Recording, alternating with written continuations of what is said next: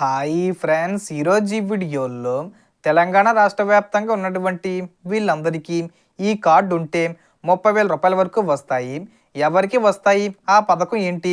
So దానికి సంబంధించిన పూర్తి ఇన్ఫర్మేషన్ ఈ వీడియోలో తెలుసుకుందాం. అండ్ వీడియో మిన్నస్తే లైక్ చేయండి ఫ్రెండ్స్. మీరు చేసే ఒక లైక్ వల్ల ఈ వీడియో ఇంకో 10 మందికి రికమెండ్ అవ్వడం జరుగుతుంది ఫ్రెండ్స్. సో దాని ద్వారా ఈ ఇన్ఫర్మేషన్ అందరూ తెలుసుకోగలరు. సో ఏమాత్రం లేట్ చేయకుండా వీడియోకి వెళ్ళిపోద్దాం.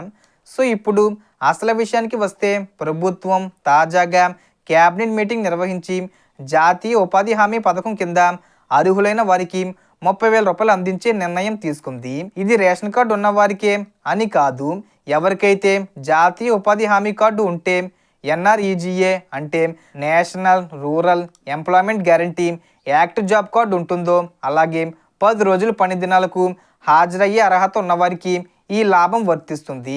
ఇంతకు ముందు కేవలం 100 రోజుల పని మాత్రమే ఉండేది. కానీ ఇప్పుడు కరువు నిధి పనులు, ఇతర గ్రామీణ పనులతో కలిపి పని దినాలు పెంచారు. అలాగే ఈ పథకాన్ని గాంధీ గారి పేరుతో కాకుండా రోజ్గార్ యోజనగా పిలుస్తున్నారు. ఇందులో మొత్తం 125 పని దినాలు ఉండగా రోజుకు సుమారు 240 నుంచి 250 రూపాయల వరకు వేతనం ఇస్తారు. ఈ విధంగా మొత్తం లెక్కిస్తే మీ ఖాతాల్లో సుమారు 30,000 రూపాయలు జమ అవుతుంది. ఇది గ్రామీణ ప్రాంతాలకే కాకుండా పట్టణ ప్రాంతాల్లో ఉన్నవారికి కూడా వర్తిస్తుంది. ఇందుకోసం ప్రభుత్వం దాదాపు 11,000 కోట్లు కేటాయించింది. ఇంకో ముఖ్యమైన విషయం ఏమిటంటే, మీరు ప్రధానమంత్రి ఆవాస్ యోజన కింద ఇల్లు కట్టుకున్నట్లయితే మీ వద్ద ఉపాధి హామీ కార్డు ఉంటే మీరు ఈ పనికి వెళ్ళకపోయినా ఈ 30,000 రూపాయలు మీ ఖాతాలో జమ అయ్యే అవకాశం ఉంటుంది. కానీ ఇల్లు కట్టకుండా మాత్రం ఈ డబ్బులు రావు. ప్రధానమంత్రి ఆవాస్ యోజనలో ఇల్లు నిర్మాణానికి 3 లేదా 4 విడతల్లో డబ్బులు ఇస్తారు. అందులో ఒక విడత మొత్తం ఉపాధి హామీ పథకానికి లింకే ఉంటుంది. కాబట్టి ఇప్పటి వరకు జాతీయ ఉపాధి హామీ కార్డు లేని వారు వెంటనే అప్లై చేసుకోండి. జనవరి నుంచి పనులు ప్రారంభమైతే రోజుకు 1 లేదా 2 గంటలు పని చేస్తే సరిపోతుంది.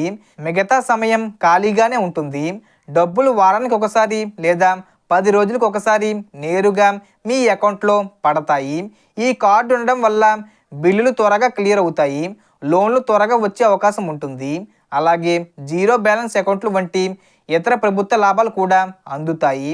కాబట్టి ఎప్పటికప్పుడు ఈ పథకాలకు అప్డేట్ చేసుకుంటూ ఉండాలి, లేకపోతే కొన్ని లాభాలు మిస్ అయ్యే అవకాశం ఉంటుంది. సో ఈ వీడియోలో ఇన్ఫర్మేషన్ ఫ్రెండ్స్. మీకు ఈ వీడియో నచ్చితే లైక్ చేయండి, షేర్ చేయండి అండ్ సబ్స్క్రైబ్ చేసుకోండి. Thanks for watching.